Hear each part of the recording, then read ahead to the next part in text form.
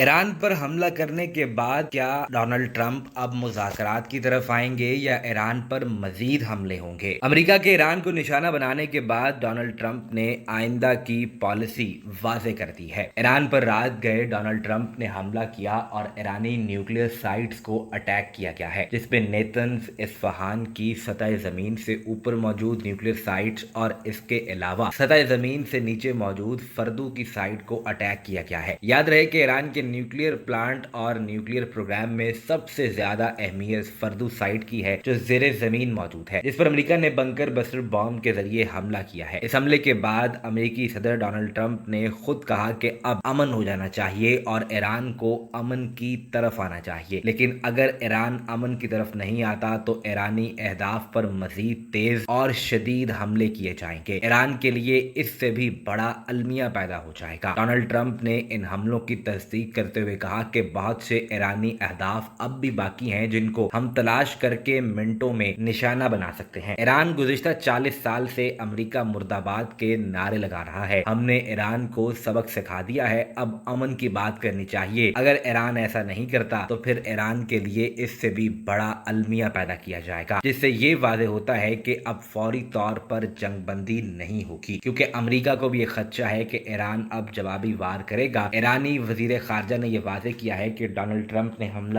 کر کے international charter کی خود خلاف ورزی کر دی ہے اور اپنے بغل بچے اسرائیل کے ساتھ مل کر ڈونلڈ ٹرمپ نے جو حملہ کیا ہے اس کے نتیجے میں اب امریکہ کو بھاری نقصان اٹھانا پڑے گا، اور نقصان بھی ایسی صورت میں ہوگا جس کا امریکہ کو اندازہ بھی نہیں ہوگا۔ اس سے پہلے جو میزائل اسرائیل پر داغے جا رہے تھے، جس میں بیلسٹک اور سپر سونک میزائل شامل تھے، کیا اب اس حملے کے نتیجے میں امریکہ کے اوپر میزائل حملہ کیا جائے گا؟ اب سب کی نظریں اس وقت ایران کے اوپر جمی ہیں۔